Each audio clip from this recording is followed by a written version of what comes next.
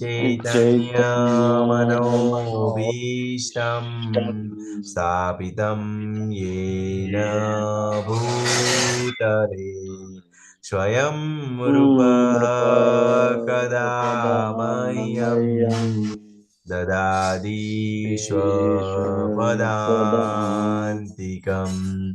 वन्दे अहं श्रीगुरु श्रीयुतपदकमलं श्रीगुरुवैष्णवाञ्च श्रीरूपं साग्रजातं सगणरघुनाथान्वितं तं सजीवं सादितं सावधूतं परिजनसहितं श्रीकृष्णचैतन्यदेवं श्रीराधा कृष्णपादान् सगणललिता श्रीविशाखान्वितां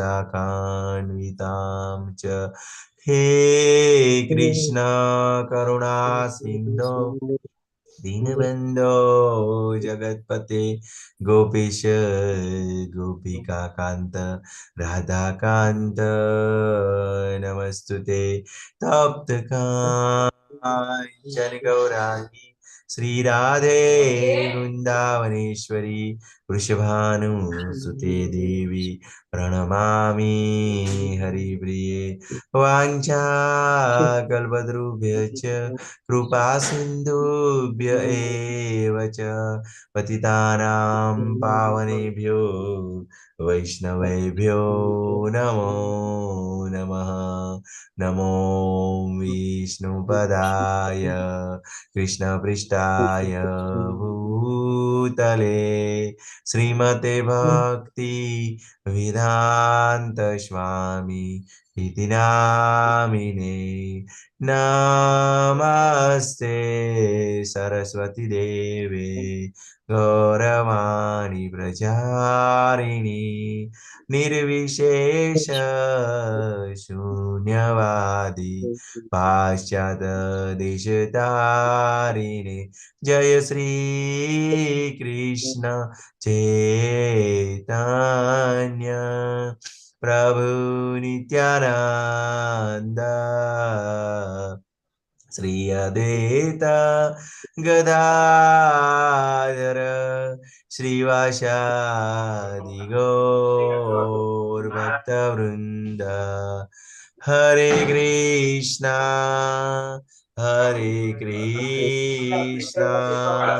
कृष्ण कृष्ण हरे हरे हरे राम राम राम हरे हरे। अनंत कोटि वैष्णव वृंद की जय, शिला प्रभुपाद की जय, श्री राधे गोविंद की जय, श्री भगवद गीता की जय, श्री गौरनीता की जय, श्री गुरुदेव की जय। हरे कृष्णा। सर्व भक्तों ने खूब खूब स्वागत है। हरे कृष्ण। हरे कृष्ण के परम प्रभु जी, धन्यवाद परम प्रभु जी। हरे कृष्ण सर्वे ने शिला प्रभुपाद की हरे जय। कृष्ण प्रभु जी। प्रणाम। हरे कृष्ण रेखा माता जी। हरे कृष्ण प्रभु जी। दंडवत हरे प्रणाम। कृष्ण महेश्वर प्रभु जी। हरे कृष्ण रतिलाल प्रभु जी। हरे कृष्ण प्रभु जी। माता जी। हरे कृष्ण पायल माता जी। हरे कृष्ण शशि माता जी।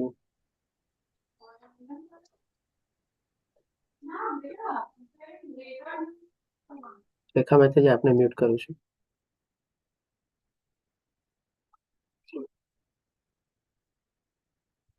ચાલો તો ગઈકાલે આપણે 16મો અધ્યાય શરૂ કર્યો હતો, દેવાસુર સંપદ વિભાગ્યો। એમાં એક પહેલા બીજા અને ત્રીજા શ્લોકમાં ભગવાન આપણને 26 દૈવી ગુણો બતાવે છે અને ભગવાન કહે છે આખા દેવ તુલ્ય પુરુષોમાં જોવા મળે છે। આપણે હમણાં નવું વર્ષ આવશે જાન્યુઆરીથી 2025થી, જો આ 26 ગુણો જે ભગવાને આપણને બતાવ્યા છે આપણે આપણા જીવનનો ગોલ બનાવીએ, આપણા જીવનનું લક્ષ્ય બનાવીએ કે આ બધા ગુણો ઉપર મારે કંઈક ને કંઈક પ્રયાસ કરવા છે, કંઈક ને કંઈક પ્રયત્ન કરવા છે, અથવા તો કંઈક ને કંઈક મહેનત કરવી છે। આખા અઠવાડિયામાં 52 અઠવાડિયા, આખા વર્ષમાં 52 અઠવાડિયા હોય તો 26 ગુણોને આપણે દરેક ગુણોને જો 2 અઠવાડિયે પ્રેક્ટિસ કરશું ને તો કંઈક ને કંઈક તો આપણામાં લાભ થશે જ। હું તો કહીશ કે એટલું 26 ગુણો ઉપર આપણે 52 અઠવાડિયા પ્રયાસ કરશું ને તો એટલીસ્ટ આપણામાં 26% જેટલો તો ફરક આવી જ જશે, ગેરંટી આપું છું તમારે જોજો। તો આપણે બધા નવા વર્ષમાં ઘણા લોકો બધા નવા રિઝોલ્યુશન બનાવતા હોય તો આપણે આ 26 ગુણોનો આપણે જો રિઝોલ્યુશન બનાવીએ ને કે ભાઈ એક સાથે પેલા લિસ્ટ બનાવી લઈએ 26 ગુણોનું, આ 2 અઠવાડિયા આ ગુણ, આ 2 અઠવાડિયા આ ગુણ, આ 2 અઠવાડિયા આમ ગુણ, આખા વર્ષનું આપણું શેડ્યુલ બની જાય. અને એ રીતે આપણી સામે આપણે ચોંટાડીને રાખીએ અને એના ઉપર જો આપણે પ્રયત્ન અને પ્રયાસ કરીએ તો ડેફિનેટલી આપણામાં 100% પરિવર્તન આવશે. એટલીસ્ટ આપણી જે અત્યારે અવસ્થા હશે એમાંથી આપણો 26% જેવો તો સુધારો કહું છું ને કે એમને તમે વિચારી લો તમારામાં આવી જ જશે. તો આપણામાંથી કોણ આ પ્રયત્ન કરવા માંગે છે? આ એક સરસ મજાની ટ્રીક આપણે બતાવી. કોણ કરશે આવી રીતે આને એપ્લાય કરવાનું? કોણ કોશિશ કરશે, ટ્રાય કરશે? 26 ગુણો જે ભગવાને બતાવ્યા. હરે કૃષ્ણ પ્રભુજી. જી હરે હરે કૃષ્ણ પ્રભુજી. દંડવત પ્રણામ. દંડવત પ્રણામ પ્રભુજી. પ્રભુ મારી બનતી કોશિશ 100% કરી છે. ઓકે, સરસ. ચાલો, રેખા માતાજી પ્રયાસ કરશે, હરિપ્રભુજી કમિટમેન્ટ આપે છે, બાકી કોઈ નહીં આપણને આપે. પ્રયાસ કરવાના માટે શરૂઆત નહીં કરે. હરે કૃષ્ણ જિગીસા માતાજી. કે પછી આ બાકી જે લોકોના જેના હેન્ડ રાઇઝ નથી ત્યાં બધામાં ઓલરેડી 26 દૈવી ગુણો છે તો બહુ જ સારું. તો બધાને વિનંતી કરું છું કે આપણે સરસ મજાના આપણે ક્લાસ કરવાનું શરૂ કરી દઈએ. આપણે આપની પાસેથી જ્ઞાન લઈએ આપણે.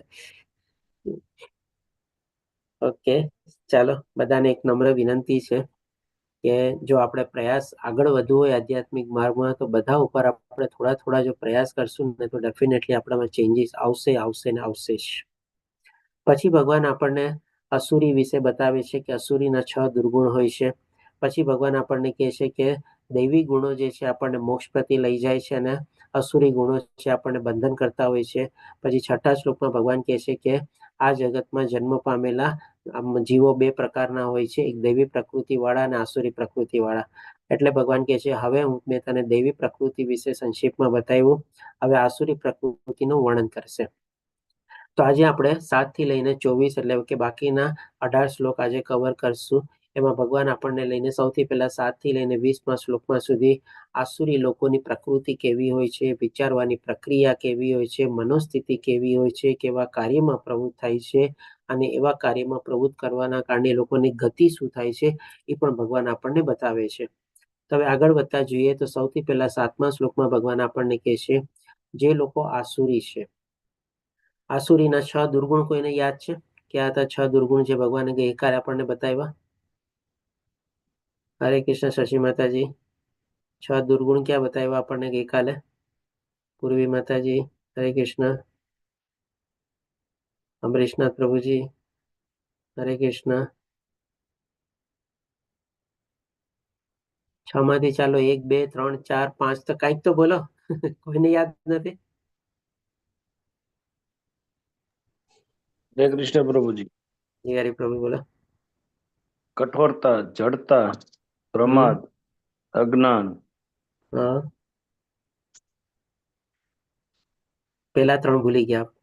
પ્રમાદ નથી એમાં. કઠોરતા, જડતા અને અજ્ઞાન 3 એકદમ તમે બરોબર બોલ્યા. 6 માંથી છેલ્લા 3 ઈ છે અને પેલા 3 ક્યાં છે? પેલા 3 ભૂલી ગયા. પેલા 3 દમ, ઘમંડ અને અભિમાન. દમ. હા, બરાબર બરાબર, સરસ. દમ, ઘમંડ, અભિમાન, કઠોરતા, જડતા અને અજ્ઞાન. આ ભગવાન કહે છે કે ભાઈ 6 આસુરી ગુણો છે અથવા તો દુર્ગુણ છે. તો એવા જે લોકો ગુણો ધરાવતા હોય છે અને ભગવાન કહે છે જે લોકો આસુરી છે તેઓ જાણતા નથી કે શું કરવું જોઈએ અને શું ન કરવું જોઈએ. શું કામ એ નથી જાણતા? કે કારણ કે સૌથી પહેલા તો છે ને એને મનુષ્ય જીવન જે મળેલું છે એનો ખબર જ નથી કે એનો ઉદ્દેશ શું છે, એનું લક્ષ્ય શું છે. એટલા માટે એ લોકો આવા કાર્યમાં પ્રવૃત્ત થતા હોય છે. ખાલી એ લોકો માયાના પ્રભાવ હેઠળ હોય છે અને માયાના પ્રભાવ હેઠળ પણ જે છે ને લોકો તરફથી લોકો વધારે લલચાય છે અથવા તો લોકોને આપણે દેખાદેખી કરે છે, ઈર્ષા કરે છે અને એવા કાર્યોમાં બધામાં એ લોકો પ્રવૃત્ત થાય છે. અથવા તો દેખાદેખી અથવા તો આપણે કહી શકીએ એકબીજાથી મારે આગળ વધી જવું છે એટલે કે એવા સાચા ખોટા કર્મોમાં એ લોકો પ્રવૃત્ત થાય છે. એટલા માટે ભગવાન કહે છે કે નથી એ લોકોને શું કરવું જોઈએ કે શું ન કરવું જોઈએ એ લોકો જાણતા નથી. કારણ કે મનુષ્ય જીવનનો ઉદ્દેશ એ લોકોને ખબર નથી કે પોતે ક્યાંથી આવ્યા છે, ભગવાન સાથેનો સંબંધ શું છે, આ જગતમાં આવીને શું કરવાનું છે. એને કશી વાતની એ લોકોને કઈ ખબર હોતી નથી. એટલા માટે એ લોકો આલતુ ફાલતુ ગમે તેવા કાર્યમાં પ્રવૃત્ત થઈ જાય છે. એટલા માટે કહે છે તેઓમાં નથી પવિત્રતા, નથી ઉચિત આચરણ કે સત્ય જોવા મળતું. પવિત્રતા એટલે કે બાહ્ય સેન્સમાં તો એ આંતરિક સેન્સની પવિત્રતા તો ભૂલી જ જઈએ આપણે, બાહ્ય રીતે પણ એ લોકોમાં કોઈ જાતની પવિત્રતા હોતી નથી. એ લોકોનો પહેરવેશ જુઓ, એ લોકોના કપડાં જુઓ તમે, એ લોકોનું બોલવાનું તમે વર્તન જુઓ, એ લોકોના કર્મો જુઓ, અથવા તો એ લોકોનું કઈ નહીં કે અલગ અલગ લોકો સાથે જે વર્તન કરે છતાં બિહેવિયર કરે, એ બધું પણ એમાં કોઈ જાતની કઈ પવિત્રતા આપણને જોવા મળતી નથી. તોછડાય છે, ઉદ્ધતાય છે, ક્રોધ છે, મનમાં ફાવે એમ બોલવું, આવી રીતે એ લોકો એનું આચરણ હોય છે. અને નથી તૂટી આચરણ કે સત્ય જોવા મળતું. સત્ય તો એ લોકોને કહીએ ને કે ભાઈ ઘણી વાર આપણને ભૂલી જ ગયા હોય છે. જે નાનું મોટું પણ એ લોકોને ખોટું બોલવામાં લાગે છે કે આ તો બધું નોર્મલ છે, આ તો બધું સત્ય જેવું જ છે તમારે. તો આવી રીતે એ લોકોનો બિહેવિયર હોય છે, વર્તન હોય છે, અને સાથે સાથે એવા કર્મોમાં એ લોકો પ્રવૃત્ત થાય છે, અસુરી લોકો. આના સંદર્ભમાં વધારે કનેક્શન છે ને આપણે આજના થોડા ઘણા જે યંગસ્ટર્સ છે ને એના સંદર્ભમાં આપણે બાંધી શકીએ. પર્ટિક્યુલરલી શું છે, આજના યંગસ્ટર લોકો ભૌતિક દુનિયાનું કદાચ બહુ હોશિયાર હોય, જ્ઞાન મેળવી લે, તમારે ડિગ્રીઓ પ્રાપ્ત કરી લે, અને ડિગ્રીઓ પ્રાપ્ત કરવાના કારણે કદાચ હોઈ શકે એ લોકોને 6 આંકડાનો આપણને માસિક પગાર અથવા તો એવો કોઈક પ્રવૃત્તિ પણ મળી જાય કે એમાં સારી એવી આવક હોય તમારે. હવે શું છે, આટલી સારી આવક ને બધું હોય, થોડું જ્ઞાન મેળવેલું હોય, એક તો એ લોકોમાં અહંકાર આવી જાય છે કે જો મેં આટલી મોટી ડિગ્રી મેળવી, મને આટલો સારી મોટી કંપનીમાં જોબ મળ્યો છે, મારી પોઝિશન અત્યારે આવી છે, અને સાથે આજુબાજુ લોકોને એવા સાથે એ લોકોને સંપર્ક સધાય છે.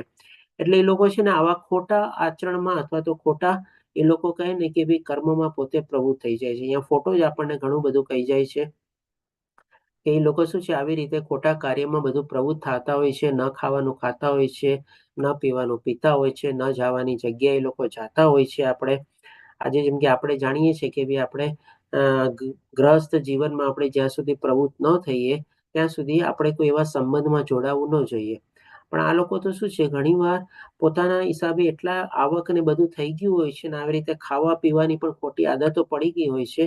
તો આવા સંબંધોમાં જોડાવામાં પણ છે ને એ લોકો કંઈ ખોટું નથી સમજતા. બધા સમજે છે કે એ તો નોર્મલ છે તમારે. આજકાલ તો બધા છોકરા છોકરીઓ બધા એ પ્રમાણે મેરેજના પહેલા તો આવા બધા સંબંધમાં જોડાય છે તમારે. એમાં તો કંઈ ખાસ કંઈ અડવું નથી તમારે. એટલે કે ઘણી વાર આપણને આવી રીતે યંગસ્ટર લોકોને બધા આવા કાર્યમાં આવી રીતે ખોટી આદતોમાં એ લોકો પ્રવૃત્ત થયેલા જોવા મળે છે. કારણ કે શું છે, થોડા ઘણા સંસ્કાર એ લોકોને ઘરમાંથી ઓછા મળેલા હોય છે, સાથે થોડી ઘણી ઘરમાંથી આઝાદી મળેલી હોય છે. અને કારણ કે ઘણી વાર એ લોકો શું છે, એકલા અલગ જગ્યાએ હોઈ શકે, ઘણી વાર તો અલગ દેશોમાં જઈને ભણવા કરવા ગયા હોય, અને ત્યાં બધા આ લોકોને જોવે તો આ લોકોની આવી હેબિટો પડી જાય છે તમારે. એટલે કે આના સંદર્ભમાં આપણે ઘણીવાર આજના યંગસ્ટર લોકોને આની સાથે આપણે કનેક્ટ કરી શકીએ. હવે પછી ભગવાન આપણને 8મા શ્લોકમાં કહે છે, તેઓ કહે છે, તેઓ એટલે કોણ, તો કે આવા પ્રકારના અસુરી લોકો કહે છે કે જગત મિથ્યા છે. એટલે એ લોકો માને છે કે ભાઈ આ જે જગત અથવા આ જે સંસાર જે છે એ મિથ્યા છે. ઘણીવાર લોકો શું છે, બહુ દુઃખી બી થતા હોય છે, બહુ કંટાળે બી જતા હોય છે, બહુ હારી બી જતા હોય છે. તો એ વિચારે છે કે આ બધું શું છે, દુનિયા ખોટી છે, જગત ખોટું છે, એવી રીતે કહે છે. અને તેનો કોઈ આધાર નથી, અને તેનું નિયમન કરનાર કોઈ ભગવાન છે જ નહીં. એટલે કે એક જાતના નાસ્તિક લોકો હોય છે, જેને ભગવાન વિશે કંઈ ખબર બી હોતી નથી, અને ભગવાન વિશે માનવા અને ભગવાન વિશે જ્ઞાન મેળવવામાં પણ જરા એ લોકો પ્રવૃત્ત થવા માટે રાજી જ નથી હોતા. એટલે કે સંપૂર્ણ રીતે નાસ્તિક લોકોની આવી વૃત્તિ હોય છે, અને એ લોકો આવી રીતે માને છે કે ભાઈ આ દુનિયા તો શું છે, એના મેળે જ આપણે કંઈક બિગ બેંગ થિયોરી ને બધું કે છે ને એના પ્રમાણે ઉત્પન્ન થયેલી છે. એટલા માટે એ લોકો આવી રીતે ભગવાનને નકારે છે, અને ભગવાનને માનવા પણ તૈયાર હોતા નથી. હવે જ્યારે કોઈને ખોટા કહેવા હોય ત્યારે આપણે પોતાની કંઈક થિયોરી કહેવી પડે તમારે. તો હવે એ લોકો પોતાનું શું કહે છે તમારે, તો કે તેમને કહેવું છે કે તે કામેચ્છાથી ઉત્પન્ન થયેલું છે. અહીંયા કામેચ્છા એટલે કે શું, ભાઈ ખાલી આપણે સ્ત્રી અને પુરુષના સંયોગ દ્વારા આ જગત ઉત્પન્ન થયેલું છે, અને જગત ચાલી રહ્યું છે. એટલા માટે કે છે ને કામ સિવાય તેનું બીજું કોઈ કારણ નથી. ડેફિનેટલી આ સદંતર ખોટું છે. સૌથી પહેલા તો જેમ અહીંયા કહે છે ને કે એ લોકો એનો કોઈ આધાર નથી. તો ભગવાન આપણને 15મા અધ્યાયમાં બતાવ્યું કે મારી શક્તિના કારણે આ બધા ગ્રહો જે છે બધા આકાશમાં તરતા રહેલા છે. તો કેવી રીતે આપણે માની શકીએ કે આ બધાનો કોઈ આધાર નથી આપણે? પછી કહે છે કે તેનું નિયમન કરનાર કોઈ નથી. ભગવાન પોતે આપણને 9મા અધ્યાયમાં કહે છે રાજગુહ્ય યોગમાં કે ભગવાનની જે ત્રિગુણી માયાની જે શક્તિ જે છે એના દ્વારા જ ભગવાન આખા સૃષ્ટિનું આપણે સરસ મજાનું આયોજન અથવા તો એના નિયમનકાર છે આપણે, અથવા તો એડમિનિસ્ટ્રેટર છે તમારે. તો કેવી રીતે આપણે માની શકીએ કે ભાઈ સૃષ્ટિનું જે ભગવાને જ બનાવેલી છે એને જ પોતે સર્જન કરતા, ધારણ કરતા, પોષણ કરતા છે, સાથે વિનાશ કરતા પણ છે અને ફરીથી પાછું પુનઃસર્જન કરતા પણ છે. તો આવી રીતે આપણે એ લોકોનું જે કહેવું છે આપણે જરાય માની જ ન શકીએ તમારે. અને એ લોકોની સામે જે લોજિક છે કે ભાઈ કામેચ્છાથી ઉત્પન્ન થયેલું છે.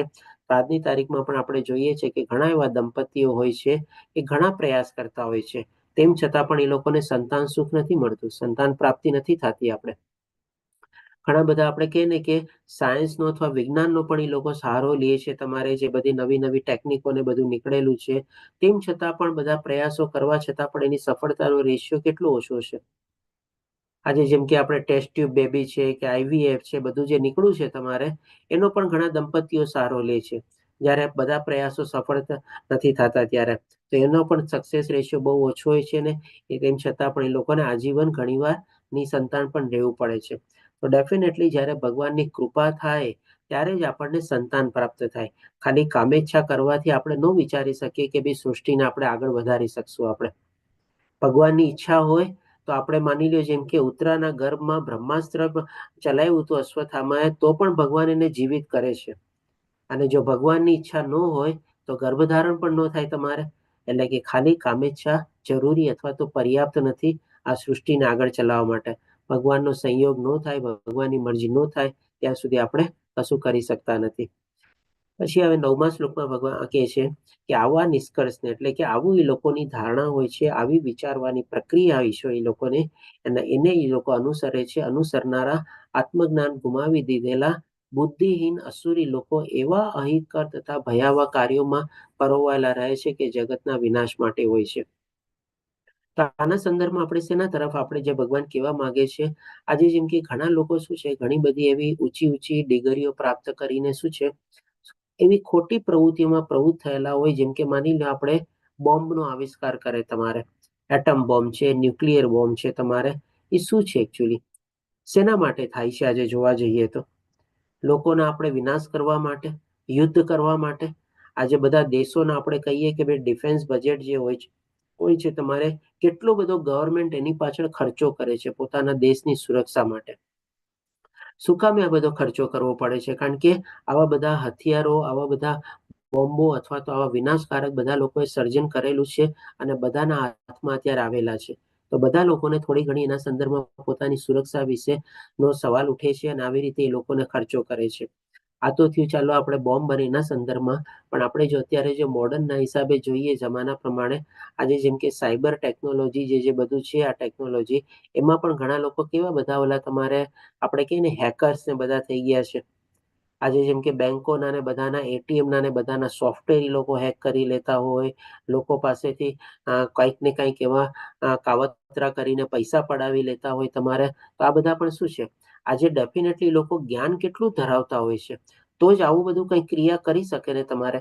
પણ એ જ્ઞાનનો ઉપયોગ ક્યાં કરે છે? જેમ અહીંયા ભગવાન કહે છે ને કે આસુરી લોકો એવા અહિતકર તથા ભયાવહ કાર્યોમાં પરોવાયેલા હોય છે કે જ્યાં જગતના વિનાશ માટે છે.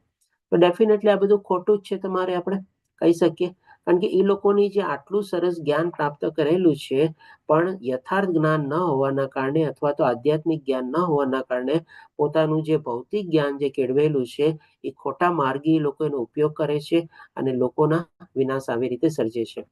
પછી ભગવાન આપણને 10મા શ્લોકમાં કહે છે કે કદાપી સંતુષ્ટ ન થનારા, કામનો આશ્રય લઈને તથા ગર્વના મદમાં તથા મિથ્યા પ્રતિષ્ઠામાં ડૂબેલા આસુરી લોકો આ રીતે મોહગ્રસ્ત થઈને હંમેશા ક્ષણભંગુર વસ્તુઓ દ્વારા અપવિત્ર કર્મનું વ્રત લેતા હોય છે. આના સંદર્ભમાં એ ભગવાન જે આપણને બતાવે છે, જે લોકો આવા કાર્યોમાં ને એમાં પ્રવૃત્ત થયેલા હોય એ લોકોના મનમાં શું છે, એવી ઘણી બધી ખોટી ઈચ્છાઓ જાગે છે. કે જેમ અહીંયા આપણે માની લો જેમ ફોટા આપેલા છે, આપણે જેમ કે આ 4 ચીજને સૌથી પહેલું આપણે 4 રેગ્યુલેટિવ પ્રિન્સિપલ તરીકે આપણે પાડીએ છીએ કે જો આપણે આધ્યાત્મિક માર્ગમાં આગળ વધવું હશે તો આ 4 ચીજને આપણા ઉપર આપણે એને પ્રતિબિંબ કરવી પડશે. તો જ આપણે એમાં આગળ વધી શકશું તમારે. જ્યાં સુધી આના ઉપર આપણે પ્રતિબિંબ નહીં લાવી શકીએ ત્યાં સુધી આપણને આગળ વધવા માટે બહુ નુકસાન છે. કારણ કે શું છે, આ બધી ચીજો ખાઈએ ને આપણી મનસ્થિતિ ઉપર છે ને બહુ ખોટો વિકાર થાય છે તમારે. આવા બધા પીણા પીએ, આવા બધા ખાવાના ખાઈએ, એવી બધી પ્રવૃત્તિઓમાં આપણે પ્રવૃત્ત થઈએ તો આપણે કહે ને કે આપણે તમોગુણના પ્રભાવ હેઠળ આપણી મનોદશા છે ને બહુ વિકૃત થઈ જાય છે તમારે. કારણ કે એવા પછી બધા આપણને શોખો જાગે છે, એવી બધી ચીજોમાં આપણને પ્રવૃત્ત થવાની ઈચ્છા થાય છે કે જે આપણે કહીને કે સમાજના પ્રમાણે બહુ બધાને નુકસાનકારક હોય છે. અને આ બધી ચિંતાઓ અને આ બધા પ્રયાસોને તૃપ્ત કરવા માટે એ લોકો બધા આવી રીતે એમાં પ્રવૃત્ત થયેલા હોય છે. અને સાથે ગર્વના મદમાં શેનું હોય છે? કારણ કે એ લોકોને જે થોડું ઘણું ભૌતિક જ્ઞાન મળેલું હોય છે અને થોડી ઘણી જે આવક વધી જાય છે એમાં એ લોકો પોતાને ગર્વ સમજે છે. અને મિથ્યા પ્રતિષ્ઠા એટલે કે માની લ્યો એ લોકોની આવકમાં અને બધામાંથી જે થોડું ઘણું પોતે પ્રાપ્ત કરેલું હશે તો એના પોતે સ્વામી સમજે છે. જો હું આટલી મોટી ઓફિસ ચલાવું છું, મારા અંડરમાં આટલા બધા 10, 15, 20, 50 જણા સ્ટાફ લોકો કામ કરે છે, હું આટલા મોટા મોટા કંપની લોકોના એકાઉન્ટ્સને આવી રીતે આમ બધું હેન્ડલ કરું છું, એ લોકોને સોફ્ટવેર બનાવું છું તમારે, આવું એ લોકોને પ્રતિષ્ઠા થઈ જાય છે. મિથ્યા પ્રતિષ્ઠા, ખોટો અહંકાર ટાઈપનો છે. અને એવી જ રીતે એ લોકો એમાં ઓર ને ઓર વધારે મોહિત થતા જાય છે. મોહિત થઈને એ લોકો ક્ષણભંગુર વસ્તુ દ્વારા અપવિત્ર કર્મનું, અહીં અપવિત્ર કર્મનું વ્રત લેતા હોય છે. વ્રત લેવાનું શું? તમે કહેશો કે આસુરી લોકો વ્રત લે છે. તો એ લોકોના વ્રત કેવા હોય છે ખબર છે? પણ આસુરી પ્રકારના હોય. માની લો એ લોકોને ખબર છે કે આવા કોઈ ખોટી ચીજો આપણે ન ખાવી જોઈએ, એ લોકો ખાતા હોય છે. અને એમાં અઠવાડિયામાં એક દિવસ પર્ટિક્યુલર શું કે ભાઈ આજે ગુરુવાર છે ને, હું ગુરુવારે છે ને આ બધી ચીજ નથી ખાતો. માની લો ડેઈલી એના મિત્રોને બધાની સાથે જાતો હોય તમારે, અને ત્યાં જાય ત્યારે કે ના ના આજે ગુરુવાર છે ને હું આજે નહીં ખાઉં, આવું વ્રત હોય. આવા કોઈ પીણામાં ડેઈલી એને પીવાની હેબિટ હોય તો એ શું કે ના ભાઈ આજે શનિવાર છે ને આજે હું પીણું નહીં પીવું તમારે. એટલે આવા બધા એ લોકોના છે ને વ્રત હોય છે તમારે. ડેફિનેટલી આવા વ્રત અથવા તો એ પણ અપવિત્ર જ છે ને, આમાં કોઈ પવિત્રતા નથી. જો તને ખબર છે ખાવું ખરાબ છે, આવું પીવું ખરાબ છે, તો પછી એક દિવસ શું કામ એને છોડી જ દે ને તું. પણ ના, એ લોકો આવા પોતે ખોટા કે ને આડંબર ટાઈપનો પણ એ લોકો એમાં દેખાડો કરતા હોય છે. હવે પછી ભગવાન આપણને જી શશી માતાજી આપનો એન્ડેસ છે. હરે કૃષ્ણ પ્રભુજી. હરે કૃષ્ણ. આવા આસુરી લોકોનું એ પણ હોય ને કે નવરાત્રીની અંદર એમ કે 9 દિવસ અમે ડ્રિંક્સ નહીં કરીએ અને પછી ચાલુ થઈ જાય પાછા. હા, એ પણ હોય છે, બરાબર છે. કીધું ને કે આવા અપવિત્ર વ્રત, કઈ જેમ કે 9 દિવસ ન કરવાનું, ન પીવાનું, શું કામે વ્રત? તો કે ભાઈ માતાજીના વાર છે. દેટ મીન્સ કે જો તને ખબર છે કે ભાઈ માતાજીના વાર છે અને આપણે ન પીવું જોઈએ, તો બાકી બધા દિવસ ભગવાનના નથી તમારે? તો શું કામ એ દિવસોમાં પીવાનું તમારે? એટલે કે આવા ખોટા આડંબર પણ હોય છે, દેખાડો હોય છે, આપણે કહી શકીએ. ધન્યવાદ માતાજી શેરિંગ બદલ. હરે કૃષ્ણ. હવે 11 અને 12મા શ્લોકમાં ભગવાન કહે છે કે તેઓ એવો વિશ્વાસ ધરાવે છે. લ્યો, પાછો એ લોકો આવો વિશ્વાસ બી ધરાવે છે, લાઈક આવા કોન્ફિડન્ટ બી હોય છે તમારે. શેના માટે? તો કે ભાઈ ઇન્દ્રિય તૃપ્તિ એ જ માનવ સભ્યતાની મુખ્ય જરૂરિયાત છે. કારણ કે એ લોકોનું કેવું શું છે? કામેચ્છાથી જગત ઉત્પન્ન થાય છે અને આગળ વધે છે. એટલે કે પોતાની ઇન્દ્રિય તૃપ્તિ અને શરીર સુખ માણવું, એના સિવાય બીજું કઈ મનુષ્ય જીવનનું લક્ષ્ય જ નથી અને બીજી કોઈ જરૂરિયાત જ નથી. અરે ભાઈ, એના કરતા તો ઢોર આપણને જીવન મળે વધારે સારું તમારે. આજે જેમ કે મનુષ્ય જીવનમાં તો ઘણી બધી પાબંદી હોય છે કે ભાઈ ગ્રહસ્થ જીવન થયા પછી જ આપણે એ બધું સુખ માણી શકીએ. તમારે જાહેરમાં આપણે ન માણી શકીએ. ત્યારે એના કરતા તો આપણે જો પશુને લઈએ તમારે, તો એને તો કઈ પાબંદી જ નથી હોતી તમારે. ના દિવસ ના રાત, ના ખુલ્લું, ના બહાર, ના અંદર, કે કોઈ સામે છે કે નહીં, ગમે તે એ લોકો બધું સુખ માણી શકે છે તમારે. તો પછી પશુનું જીવન પ્રાપ્ત કરવું હતું ને તમારે. એટલે કે એ લોકો સમજે છે કે ના, બસ ખાઓ પીઓ ને મોજ કરો, એ જ આપણે મનુષ્ય જીવનની જરૂરિયાત છે. બીજું કોઈ મનુષ્ય જીવનનું લક્ષ્ય જ નથી તમારે. અને એ રીતે અંતકાળ સુધી તેમને અપાર ચિંતા રહે છે. અપાર ચિંતા રહેવાની છે, કારણ કે આજે ઇન્દ્રિયોની તૃપ્તિ જે છે એ ક્યારેય પૂરી નથી થવાની, ક્યારેય સંતોષવાની નથી, ક્યારેય અટકવાની નથી, આપણે કહી શકીએ. આપણે એને પૂરી પાડતા પાડતા આપણે આખું જીવન વેડફી નાખશું, પણ આ જે ઇન્દ્રિયની જે તૃપ્તિ અથવા જે આપણી અંદરની જે કામેચ્છા હશે, એ કામેચ્છા છે ને ક્યારેય બુઢી નહીં થાય તમારે, અથવા તો ક્યારેય મૃત્યુ નહીં પામે. આપણે બુઢા થઈ જશું ને આપણું શરીર મૃત્યુ પામશે, પણ ઈચ્છા ક્યારે બુઢી નહીં થાય અને મૃત્યુ નહીં પામે તમારે. એટલે કે કન્ટિન્યુઅસલી લોકોને ચિંતા તો રહેવાની જ છે. અને તેઓ લક્ષાવધિ ચિંતાઓની જાળમાં, લક્ષાવધિ ચિંતાઓ શું? એટલે કે ભાઈ મારે તો ગમે તે રીતે આ પ્રાપ્ત કરવું જ છે તમારે. આવી બધું એ લોકો પોતાના જીવનમાં લક્ષ્ય બનાવે છે. લક્ષ્ય બનાવવું હોય તો આપણે સમજ્યા ને કે અત્યારે નવું વર્ષ આવશે, આપણે 26 આપણે દૈવી ગુણોને એમાં આગળ વધવા માટેનું આપણે લક્ષ્ય બનાવવું જોઈએ. પણ એ લોકોના તો લક્ષ્ય પાછા અલગ જ ટાઈપના બીજા જ હોય છે તમારે. એટલે કે આવી તેઓ લક્ષાવધિ ચિંતાઓની ઝાડમાં પોતે ઝાડ બાંધે છે ને એ ઝાડમાં પોતે ફસાઈ જાય છે તમારે.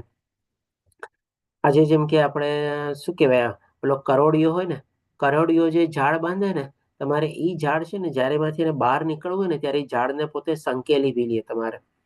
પણ એનાથી એક બીજું આપણે પક્ષી છે અથવા તો જીવ છે તમારે, જેમ કે ઓલો સિલ્ક વર્મ હોય ને તમારે, જેને આપણે એમાંથી સિલ્ક આપણે બને તમારે, એ શું છે એની લાળમાંથી છે ને પોતાની ઝાડ બનાવે તમારે.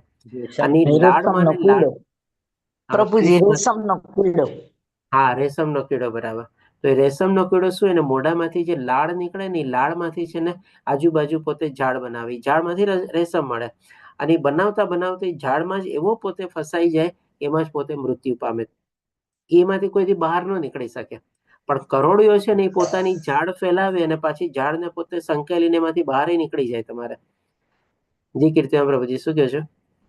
હા, એટલે પ્રભુજી એ જે હોય ને એમાંથી પછી પતંગિયું નીકળે પ્રભુજી, બટરફ્લાય. બરાબર. તો ટૂંકમાં એક કહેવાનો એ મતલબ શું છે કે એ લોકો એવી જ પોતાની લાળ બનાવીને પછી એમાં જ પોતે આમ મૃત્યુ પામે છે.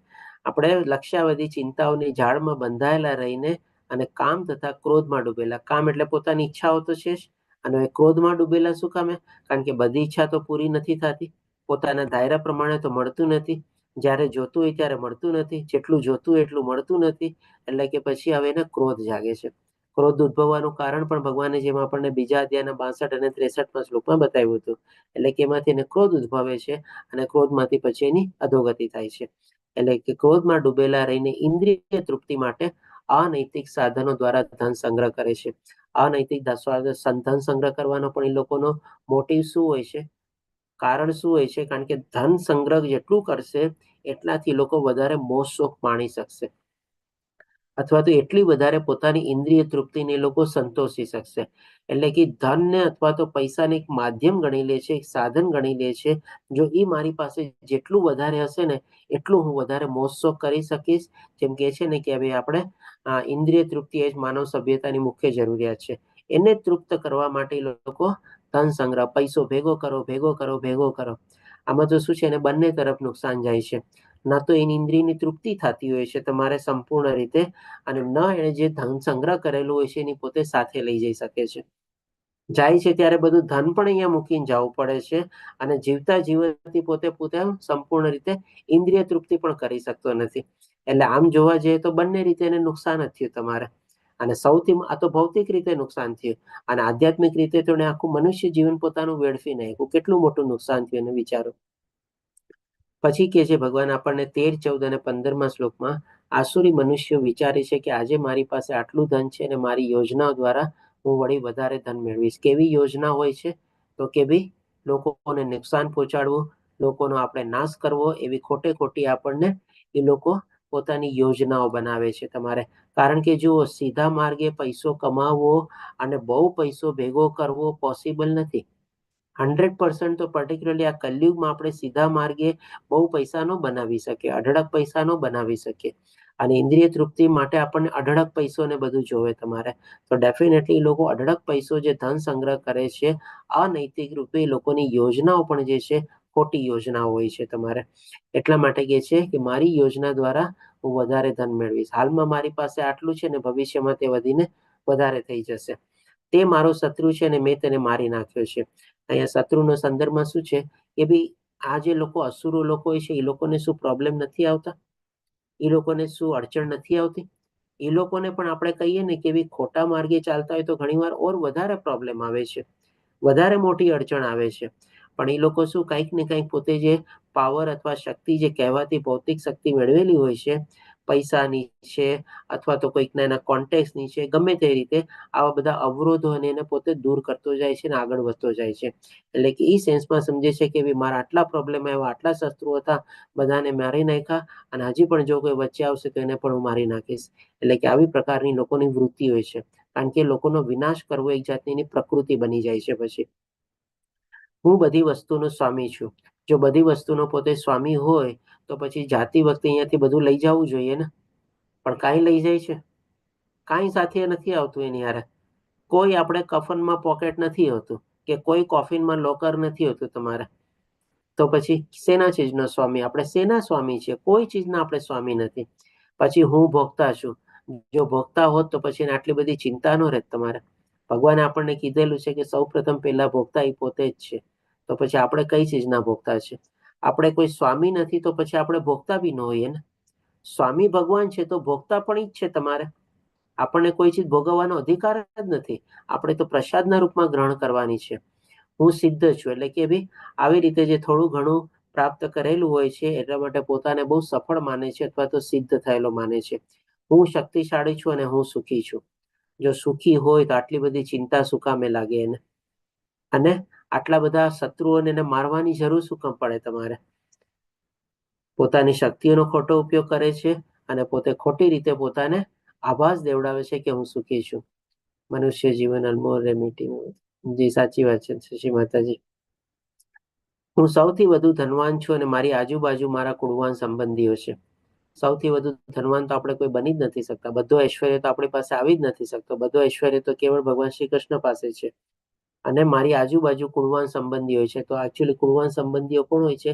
એના ચમચાઓ હોય છે, અથવા તો એના જે હામાં હા મિલાવવાળા અથવા તો જે હાજુર જી હજુર કરવાવાળા છે ને, જે સામે ઉભેલા હોય છે એને એ લોકો સમજે છે કે ભાઈ મારા સંબંધીઓ છે, મારા આજ્ઞાકારી છે, મારું કહેવા મારીએ છે અને હું બધાનો એનાથી સર્વોપરી છું. તમારે આ બધા સ્વાર્થના સગા હોય છે, કંઈક ને કંઈક મતલબ હોય છે એટલે સાથે ઉભેલા હોય છે.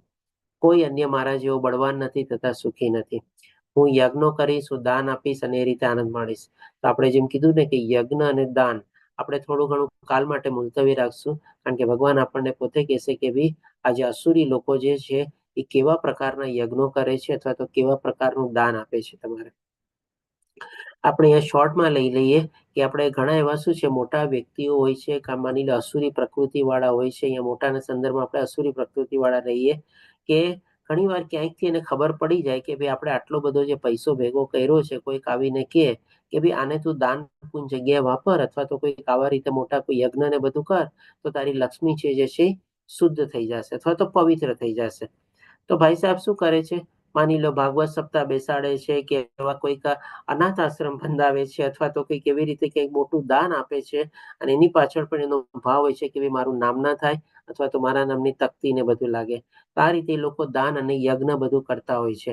એની પાછળનો એ લોકોનો ભાવ પણ છે ને કાં તો રજોગુણી હોય છે, કાં તો તમોગુણી હોય છે અથવા તો બંને હોય છે. તમારે પણ સતોગુણી ભાવથી એ લોકો યજ્ઞ અને દાન નથી આપતા અને આ પ્રમાણે આવા મનુષ્યો મોહમાં ફસાયેલા રહે છે. એટલે કે ઓર ને ઓર ત્રિગુણી માયાના તમોગુણમાંથી મોહિત થાય છે અને એમાં વધારે દલદલની જેમ એ લોકો ફસાતા જાય છે. પછી ભગવાન આપણને 16મા શ્લોકમાં કહે છે, આ પ્રમાણે વિવિધ ચિંતાઓથી ઉદ્વિગ્ન થયેલા અને મોહ જાળમાં બંધનમાં ફસાયેલા તેઓ ઇન્દ્રિય ભોગમાં અત્યંત આસક્ત છે અને નરકમાં પડે છે. એટલે કે હવે અહીંયા ભગવાન એ લોકોની ગતિ બતાવે છે કે એ લોકોની આગલા જન્મની ગતિ કેવી થાય છે. તો અહીંયા ભગવાન એકદમ સ્પષ્ટ ભાષામાં કહે છે આવી રીતે ખાલી ઇન્દ્રિય તૃપ્તિ અને શરીર સુખમાં પડેલા છે, અનૈતિક સાધનોથી ધન સંગ્રહ કરે છે અથવા તો બીજાને વિનાશ કરે છે અથવા તો બીજા લોકોને નુકસાન પહોંચાડે છે અને આવા બધા કર્મોમાં પ્રવૃત્ત થયેલા હોય છે તો એ લોકો બધા અંતે નરકમાં જાય છે. હવે ભગવાન આપણને બતાવે છે 17મા શ્લોકમાં કે જે પોતાને શ્રેષ્ઠ માનનારા, સદા ઉદ્ધત રહેતા, ધન સંપત્તિ તથા મિથ્યાભિમાનથી મોહગ્રસ્ત થયેલા લોકો કોઈ વિધિ વિધાનનું પાલન કર્યા વગર કેટલીક વખત નામ માત્રથી ગર્વથી યજ્ઞ કરે છે. આના સંદર્ભમાં આપણે જાણી ગયા એ લોકો હરે કૃષ્ણ પ્રભુજી. જે હરિપ્રભુજી, હરે કૃષ્ણ. પ્રભુજી, આ 16મા શ્લોકમાં આપણે ઉદ્વિગ્ન શબ્દ જે આવ્યો એનો મતલબ શું કહેવાય? ઉદ્વિગ્ન એટલે કે બહુ એમાં ઉત્તેજિત થયેલા, એક્સાઇટેડ થયેલા. સોરી, 16મો શ્લોક. હા, ચિંતાઓથી ઉદ્વિગ્ન થયેલા અથવા તો જેમ કે માની લો આપણે ઘણા ચિંતા અથવા સ્ટ્રેસમાં, ડિપ્રેશનમાં હોઈએ, આપણું વર્તન કેવું આમ અલોખું ટાઈપનું થઈ જાય ને. એક તો થોડા એક્સાઇટેડ બી હોઈએ, તમારે ઉત્તેજિત હોઈએ અથવા તો ઉદ્ધત હોઈએ. આપણે ઘણા લોકો આપણે પોતે ચિંતામાં હોય. માની લો આપણે ઓફિસના કામમાંથી બહુ ટેન્શનમાં ને ઘરે આવ્યા અને આપણું બાળક આપણને આવીને પપ્પા પપ્પા કરીને કે આપણે એને તરત શું કહે છે, હમણાં દૂર રહે મારથી, હમણાં તું મને બોલાવતો નહીં. તમારે કારણ કે આપણા માઇન્ડમાં કંઈક ને કંઈક ચિંતા ને બધી હોય છે. તમારે તો આપણે એની સાથે કેવું વર્તન કરીએ છીએ? બાળક આપણી પાસે પ્રેમ ભર્યા શબ્દોથી એને વર્તન કરીને આપણી પાસે દોડીને આવ્યો અને આપણે એને રિસ્પોન્સ કેવો આપણે ઉદ્ધતાથી આપ્યો, આપણે તમારે તોછડાઈથી આપ્યો, આપણે તમારે, તો એ થઈ ગયું આપણે ઉદ્વિગ્ન થયેલા, ઉત્તેજિત થયેલા આપણે કહી શકીએ, ખોટી રીતે તમોગુણમાં. હરે Clear, કૃષ્ણ પ્રભુ? પ્રભુ. હા, ક્લિયર. ઓકે. હવે પછી 17મા શ્લોકમાં કહે છે કે પોતાને શ્રેષ્ઠ માનનારા, સદા ઉદ્ધત રહેતા, ધન સંપત્તિ તથા મિથ્યાભિમાનથી મોહગ્રસ્ત થયેલા લોકો કોઈ વિધિ વિધાનોનું પાલન કર્યા વગર કેટલીક વખત નામ માત્ર માટે ખૂબ ગર્વથી યજ્ઞ કરે છે. આના સંદર્ભમાં આપણે ઓલરેડી જાણ્યા કે ભાઈ જે આસુરી લોકો જે યજ્ઞ કરતા હોય છે અથવા તો જે દાન આપવાની લોકોની વૃત્તિ હોય છે એની પાછળનું એ લોકોનો કારણ શું હોય છે અથવા તો ઉદ્દેશ શું હોય છે. એમાં પણ એ લોકોનો કંઈક ને કંઈક છે ને સ્વાર્થ રહેલો હોય છે. જેમ કે કીધું ને, કોઈક આવીને કહે કે ભાઈ દાન પુન આપવું જોઈએ જેથી કરીને લક્ષ્મી શુદ્ધ થાય, આવા ભાવથી લોકો આપે છે તમારે. કાં તો પછી પોતાની નામના જોવે, પોતાની તકતી ચડાવી છે, લોકો આવીને એને પૂજે, હા જો તમે તો બહુ મોટું દાન આપ્યું, તમે તો કેવા મોટા બધા આયોજન ને બધું કરો છો, તમારે વૃદ્ધાશ્રમમાં જઈને ઉભા રહીએ અને કંઈક અમુક રૂપિયાનું દાન આપે કે જેથી કરીને લોકો એને બોલાવે, અનાથ આશ્રમમાં જાય તમારે. આ બધા પાછળ એ લોકો શું નામના વધારવા માટે, ખોટું મિથ્યા પ્રતિષ્ઠા કમાવા માટે એ લોકો એનો પાછળનો ભાવ રહેલો હોય છે. હવે પછી ભગવાન આપણને 18મા શ્લોકમાં કહે છે કે મિથ્યા અહંકાર, બળ, દર્પ એટલે પાછું અહીંયા ઘમંડ અભિમાન જેવું જ આપણે કામ તથા ક્રોધથી મોહિત થઈને અસુરી મનુષ્ય પોતાના શરીરમાં તથા બીજાઓના શરીરમાં સ્થિત પૂર્ણ પુરુષોત્તમ પરમેશ્વરની ઈર્ષા કરે છે. આજે પોતાના શરીરમાં પણ એ જ આત્માનો વાસ છે, એ જ પૂર્ણ પુરુષોત્તમ ભગવાન આપણા હૃદયમાં રહેલા છે અને બીજાઓના શરીરમાં પણ એ જ રહેલા છે. પણ આ લોકો જેમ કીધું ને કે ભગવાનમાં માનતા જ નથી. એ લોકો શું સમજે છે કે જગત મિથ્યા છે, આ જગતનો કોઈ આધાર નથી, એને નિયમન કરનાર કોઈ નથી. આવી ટાઈપની લોકોની મનોધારણા હોય છે, મનોક્રિયા હોય છે, વિચારવાની પ્રક્રિયા હોય છે.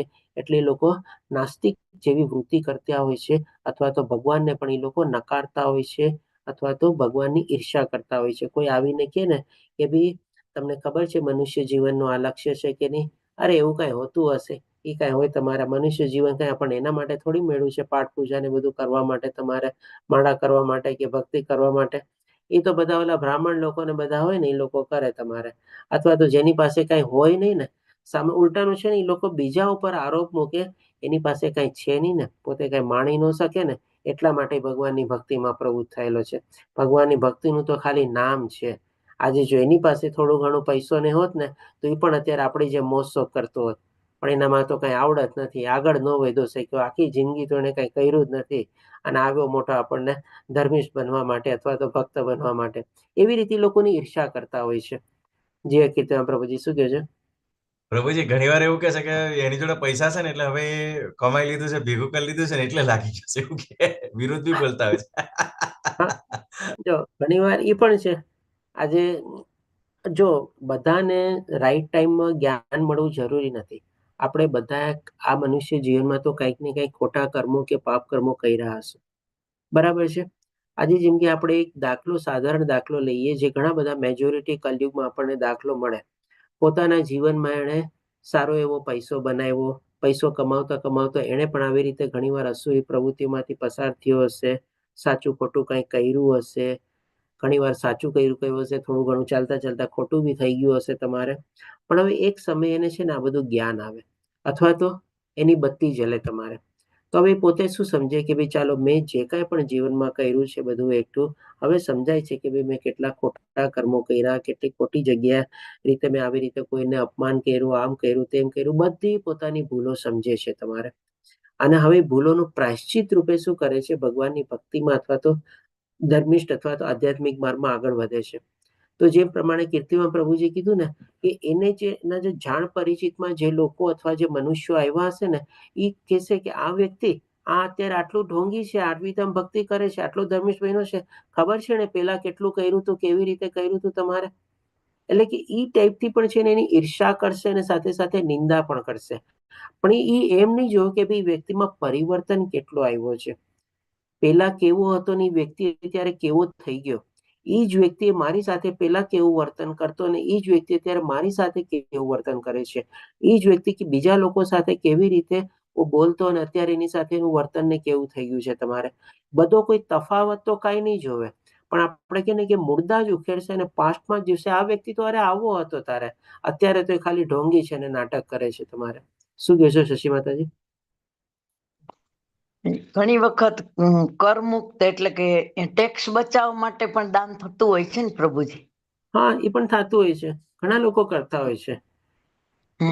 તો કર્ણનું કઈ રીતનું દાન કહેવાય?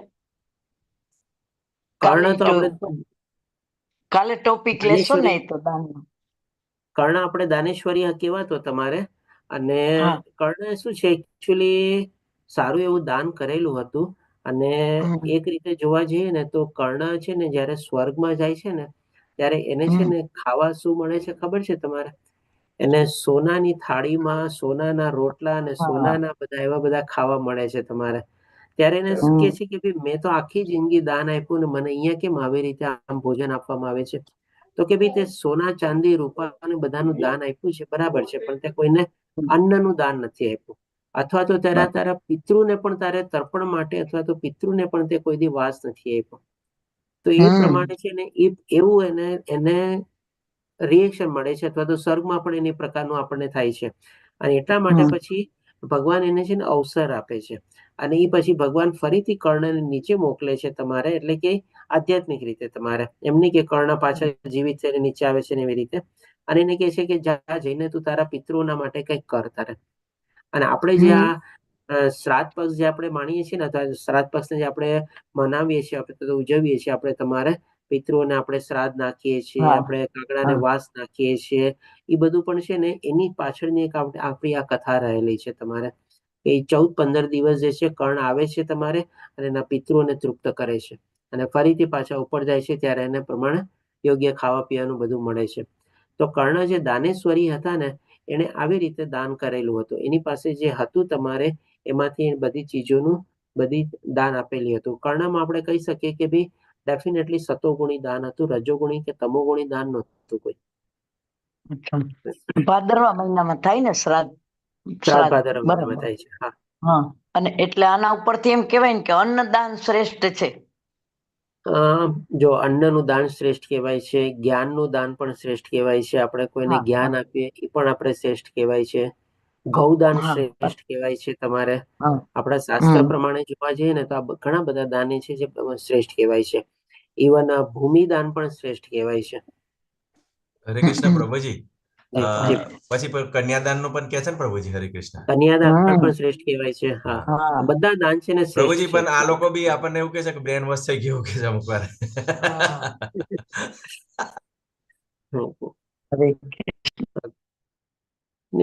તો એનીવે આ રીતે આપણે સમજ્યા કે એ લોકો કેવી રીતે પરમેશ્વરની ઈર્ષા કરે છે, કટુ વચન બોલે છે તમારે, અને નિંદા પણ કરે છે. કીધું ને કે ભાઈ એના સંભાગીને હોય જે પરિવર્તન થયેલો હોય એની પણ નિંદા કરતા હોય અને ઈર્ષા પણ સાથે સાથે કરતા હોય છે તમારે. જો માણસો બધા ભૂલ કરેલી હોય છે, કોઈ આપણે કહીએ ને કે દૂધના ધોયેલો નથી. આપણે બધા આપણે કંઈક ને કંઈક પાપ કર્મ કર્યા છે અને પુણ્ય કર્મ બી કર્યા છે, એટલે જ આપણને મનુષ્ય જીવન મળેલો છે. બધા આપણે ત્રિગુણી માયાના પ્રભાવ હેઠળ પણ રહેલા છે. બધાએ કંઈક ને કંઈક ભૂલ કરી હશે, કંઈક ને કંઈક પાપ બી કર્યા હશે. પણ જીવનમાં જ્ઞાન પ્રાપ્ત કરીને સાચા માર્ગે પછી યુ ટર્ન લેવો પોતાની લાઈફમાં અને એમાં આગળ વધવું એ સૌથી વધારે જરૂરી છે અને સૌથી વધારે મહત્વનું છે. જો આ ચીજ કરવામાં આપણે સફળ થઈએ અને એમાં આપણે પ્રયાસ કરીને આગળ વધવાની કોશિશ કરીએ ને તો બાકી બધું તો પાછળ ભૂલાઈ જ જવાનું છે તમારે. ભગવાન પણ કહે છે કે મારા શરણે આવ, તારા બધા પાપ કર્મોમાંથી હું તને મુક્ત કરીશ, ડરીશ નહીં તમારે. તો આપણે માણસ માત્ર ભૂલને પાત્ર, માણસ માત્ર પાપને પણ પાત્ર, બધું જ બરાબર આપણે માની લઈએ. પણ સાચી સમજણ ને સાચું જ્ઞાન કેળવીને એમાં પ્રવૃત્ત થાય છે એ જ વધારે વખાણવા લાયક છે. અને એ જ રીતે આપણે જો ફોલો કરીએ ને તો આપણને પણ આપણું કલ્યાણ થાય તમારે. નહીં કે આપણે એ જ જિંદગીમાં આપણે જીવતા રહીએ. તો પછી હવે 19મા શ્લોકમાં ભગવાન કહે છે કે જે લોકો ઈર્ષાળુ તથા ક્રૂર છે, એટલે કે આમાં અસુર લોકો પણ આવી ગયા અને સાથે સાથે એવી અસુરી વૃત્તિમાં જે હજી પ્રવૃત્ત થયેલા છે અને આવા જે સદમાર્ગે આગળ વધવાની કોશિશ કરે છે એની પણ ઈર્ષા કરે છે અને પોતે પણ ક્રૂરતા રીતે વર્તન કરે છે અને નરાધમ છે, તેમને હું વિભિન્ન આસુરી યોનિઓમાં મૂકીને નિરંતર ભાવસાગરમાં નાખ્યા કરું છું. એટલે કે આસુર લોકો જે છે એ ક્યારેય ભગવાન સુધી પહોંચી શકતા નથી. કન્ટિન્યુઅસલી આપણે કહે ને કે એ લોકો અલગ અલગ નીચલી યોનિમાં જે લોકો જન્મ ગ્રહણ કરે છે. હવે પછી 20મા શ્લોકમાં ભગવાન બતાવે છે કે હે કુંતી પુત્ર, આવા મનુષ્ય આસુરી યોનિમાં વારંવાર જન્મ લઈને ગ્રહણ કરીને ક્યારેય મારી સુધી પહોંચી શકતા નથી, એટલે કે ભગવાનને પ્રાપ્ત કરતા નથી, ભગવાનના ધામ સુધી પહોંચી શકતા નથી. કારણ કે એ લોકો અસુરોની યોનિમાં જ અથવા તો એવા કર્મોમાં જ એ લોકો પ્રવૃત્ત થયેલા હોય છે અને હંમેશા નીચલી ગતિ જ પ્રાપ્ત કરે છે. એટલા માટે ભગવાન કહે છે કે તેઓ ક્રમશ અત્યંત અધમ જીવનની ગતિ પામે છે. એટલે કે જેટલા જેટલા એ લોકો પાપ કર્મ કરતા જશે ને, આપણે જેમ કહીએ ને કે ભાઈ ચક્રવૃદ્ધિ વ્યાજ હોય ને, કમ્પાઉન્ડ ઇન્ટરેસ્ટ, તો એવી રીતે શું છે, આ લોકોના દર જન્મમાં છે ને એવા પાપ કર્મો વધતા જ જાય છે. એટલે કે કેટલા જન્મો જન્માંતર સુધી લોકોને અસુરી યોનિ અથવા તો નીચલી અધમ યોનિમાં જન્મ ગ્રહણ કરવો પડશે ને એમાંથી પસાર થવું પડશે. એનો આપણે અંદાજ પણ ન કાઢી શકીએ, અથવા તો આપણી પાસે તો ગણતરી છે જ નહીં તમારે. એટલા જ માટે ભગવાન પોતે કહે છે કે એ લોકો પણ કન્ટિન્યુઅસલી અધમ યોનિમાં અથવા તો જીવનની અધોગતિમાં જે લોકો પ્રાપ્ત થાય છે, અને મનુષ્ય જીવન પણ ક્યારે મળતું નથી કે જેમાં લોકો ભગવાનની ભક્તિ કરીને ભગવાનને પ્રાપ્ત કરી શકે. તો આ રીતે 7 થી લઈને 20મા શ્લોકમાં ભગવાને અસુરી લોકોની પ્રકૃતિ બતાવી, એ લોકોની વિચારવાની પ્રક્રિયા બતાવી, મનોદશા બતાવી, કેવા કર્મોમાં પ્રવૃત્ત થાય છે એ બતાવ્યું આપણને, અને એ લોકોની પણ જીવતા જીવત કેવી સ્થિતિ થાય છે એ પણ ભગવાને બતાવ્યું. વર્તન કેવું હોય છે, આપણે ચિંતાથી ગ્રસ્ત હોય છે, અનૈતિક સાધનથી ધન સંગ્રહ કરે છે, ક્રોધથી ઉદ્વિગ્ન થયેલા હોય છે. આ બધું એ લોકોનું જીવન, આ જ જીવનમાં કહે ને કે લોકો અડધું તો નરક જીવન અહીંયા જ માણતા હોય છે તમારે. અને આગલી જે ગતિ જે છે એના સંદર્ભમાં પણ ભગવાન બતાવે છે કે જીવનની અધમ ગતિ જે લોકોને પ્રાપ્ત થાય છે. હવે છેલ્લા 4 શ્લોકમાં ભગવાન આપણને બતાવે છે કે ભાઈ આપણે પોતાને કેવી રીતે આ નરકથી બચાવવું જોઈએ. કારણ કે નરક અત્યારે ભગવાને બતાવ્યું, પણ હજી નરકના દ્વાર નથી બતાવ્યા. નરકના દ્વાર ભગવાન બતાવે છે, અને આપણને એક સલાહ આપે છે ભગવાન કે આપણે આ નરકના દ્વારથી બચવું જોઈએ. જે લોકો આ જ્ઞાનમાં પ્રવૃત્ત થયેલા છે અથવા તેમાં આગળ વધવા માટે કોશિશ કરી રહ્યા છે. તો સૌથી પહેલા 21મા શ્લોકમાં ભગવાન જે છે આ નરકના 3 દ્વાર બતાવે છે, કે છે કે કામ, ક્રોધ અને લોભ. આ નરકના 3 દ્વાર છે. કામમાં બંને ચીજ આવી ગઈ, વાસના પણ આવી ગઈ, અને આપણે ઇન્દ્રિય તૃપ્તિ અને શરીર સુખની ઈચ્છાઓ પણ આવી ગઈ આપણે. અને ક્રોધ એટલે કે જે આપણે ગુસ્સો કરીએ છીએ, અને લોભ, એક રીતે જોવા જઈએ ને તો કામમાંથી છે ને આ ક્રોધ અને લોભ ઉદ્ભવે છે. જેમ આપણે શું છે, ભક્તિમાંથી જ આપણને જ્ઞાન અને વૈરાગ્ય ઉદ્ભવે, એવી જ રીતે કામમાંથી જ ક્રોધ અને લોભ ઉદ્ભવે છે. આપણે કોઈ ચીજની ઈચ્છા કરીએ અને આપણે એને પ્રાપ્ત કરવા માટે પ્રવૃત્ત થઈએ, માની લો આપણને એમાં ઓછી સફળતા મળે, મોડી સફળતા મળે અથવા તો નિષ્ફળતા મળે, તો આપણને ક્રોધ આવે છે, ગુસ્સો આવે છે. અને માની લો આપણને સફળતા મળી ગઈ, આપણને ધાર્યું જો થતું હતું એ પ્રમાણે મળી ગયું, ધાર્યા કરતા વધારે મળી ગયું, તો પછી આપણને ક્યારેક લોભ થાય છે. ઓહો, આટલું સરસ મને મળી ગયું, જેનાથી મેં આટલું બધું માણ્યું, ચાલ હજી એને ઓર પ્રાપ્ત કરવા માટે ઓર આગળ વધું, ઓર પ્રયાસ કરું, ઓર મહેનત કરું. એટલે કે છે ઈચ્છા કરીએ ને એમાંથી જ આપણને ક્રોધ અને લોભ ઉદ્ભવે છે. આપણે એક જાતના બાય પ્રોડક્ટ છે તમારે કામના. પછી ભગવાન કહે છે કે દરેક શાણા મનુષ્ય તેમનો ત્યાગ કરવો જોઈએ. શેનો ત્યાગ કરવો જોઈએ? તો કે ભાઈ કામ, ક્રોધ અને લોભનો ત્યાગ કરવો જોઈએ, કારણ કે તેમનાથી આત્માનું પતન થાય છે. કેવી રીતે પતન થાય છે? ઓલરેડી ભગવાન આપણને આગલા શ્લોકોમાં બતાવ્યું. અહીંયા આત્માનું પતન એટલે કે શું ભાઈ? આપણે નીચલી યોનિમાં આપણે જન્મ ગ્રહણ કરીએ છીએ, અથવા તો અધમથી અધમ યોનિમાં આપણે પસાર થવું પડે છે. પછી એ 22મા શ્લોકમાં ભગવાન આપણને કહે છે, હે કુંતી પુત્ર, જે મનુષ્ય નરકના 3 દ્વારોથી બચી ગયેલો છે તે આત્મ સાક્ષાત્કાર માટે કલ્યાણકારી કાર્ય કરે છે, અને પછી ક્રમશ પરમ ગતિ પામે છે. નરકના ક્યાં કંચન પણ આવે, શું કહેશો શશી માતાજી? શું લખ્યું છે આપણે ચેટ બોક્સમાં? પ્રભુજી, કંચન અને કાયા 5 આવે ને? કામ, ક્રોધ, લોભ, કાયા અને કંચન. કંચન એટલે સોનું એમ. માતાજી, ત્યાં કામમાં કંચન એટલે સોનું, એટલે કે એક જાતનું પૈસાથી આપણે, તો એ આપણે કામમાં ઈચ્છામાં જ આવી ગયું ને, મારે વધારે પૈસા કમાવા છે તમારે, એમાં જ આવી ગયું તમારે. અચ્છા, કાયા અને કંચન એમ. હા, બરાબર. અને કાયા એટલે કે ભાઈ આપણને એ પણ આપણે ઇન્દ્રિય તૃપ્તિ માટે જ આપણે સવાસ માણીએ છીએ, શરીરનો અને સુખ માણીએ છીએ તમારે, તો એ પણ આપણે કામની ઈચ્છામાં આવી ગયું આપણે કંચન અને કાયા. હા, બરાબર બરાબર. એટલે 5 ક ઉપરથી હતું, એમ 3 મેઇનમાં આવી જાય છે. બરાબર, નરકના 3 દ્વાર. એટલે આમ જોવા જાવ ને તો 4 ક છે તમારે. 4 કમાં છે ને આપણે લોકો પ્રવૃત્ત થયેલા હોય છે. કામ, કાયા, કંચન અને કીર્તિ, ઈ સેન્સમાં છે. કીર્તિ આવે, હા બરાબર કીર્તિ. બરાબર. કાયા ને કંચન નહીં, આપણને પણ બધાને કીર્તિ, બરાબર. નામના મેળવવાનો બહુ શોખ હોય છે. તો કામ, કાયા, કંચન ને પ્રતિષ્ઠા. કીર્તિ, આ 4 દિવાલ એવી છે કે એમાં જ આપણે આખું જીવન કાઢી નાખીએ છીએ. પણ એમાંથી આપણે ઉપર ઉઠવાનું છે અને 5મા ક ને યાદ કરવાનું છે. અને 5મો ક છે આપણે કૃષ્ણ. કૃષ્ણને જો યાદ કૃષ્ણ. કરીએ તો આપણે હા, બરાબર. ઓકે. એનીવે તો અહીંયા ભગવાન આપણને અહીંયા કહે છે કે ભાઈ આપણે આ નરકના જે 3 દ્વાર છે, કામ, ક્રોધ અને લોભથી આપણે બચવાનું છે. આજે જેમ કે આપણે રાતના સૂતી વખતે આપણે કેટલું સરસ મજામાં આપણે સુરક્ષા વ્યવસ્થા કરીએ આપણા ઘરની ને બધાની. તમારે મેઇન ડોર બંધ કરીએ, સ્ટોપર મારીએ, પછી ઓલો નાઇટ લેચ લગાડીએ. પહેલાના વખતના જેમ ઓલા ધોકા ટાઈપના હતા તો ધોકો આપણે ગેટમાં લગાડીએ તમારે. પછી આપણે આજકાલની તારીખમાં આપણે જેમ ઓલા કોલાપ્સિબલ ગેટ આવે છે તો ઈ બંધ કરીએ. એમાં પાછા 2 તાળા લગાડીએ. પછી ઓલી કંઈક ચેન હોય આપણે ચેનથી બાંધીએ. તમારે કેટલું બધું આપણે પ્રોટેક્શન કરીએ છીએ આપણા ઘરનું બધાનું. તમારે શેના માટે આપણે?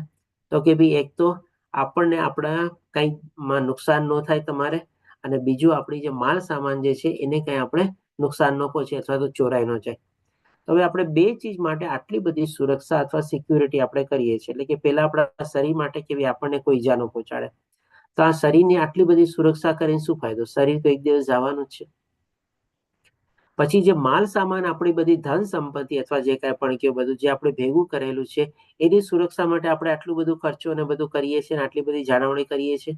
પણ આમાં જે મહત્વની ચીજ જે છે એ તો આપણે કરી જ નહીં. તમારે આપણી અંદર રહેલો જે આત્મા જે છે એની સુરક્ષા માટે આપણે શું કર્યું? જેમ ભગવાને કીધું ને, અધપતિત થાય છે, નુકસાન થાય છે, અધમ યોનિમાં પસાર થાય છે. તો એની સુરક્ષા માટે તો આપણે કંઈક કરવું જોઈએ ને. આપણે તો એની સુરક્ષા માટે આપણે શું છે, સરસ મજાનું ભગવાનની ભક્તિ કરવાની છે. આપણે મહામંત્રનો જપ કરવાનો છે. તો આપણે ઈ દ્વારા આપણે આપણા આંતરિક આપણી આત્માની આપણે સુરક્ષા કરી. બાહ્ય શરીર અને ધન સંપત્તિ અને બધાની આપણી સુરક્ષા માટે તો આટલું બધું આપણે તાળા, ચાવી ને બધું બંધ કરીએ છીએ.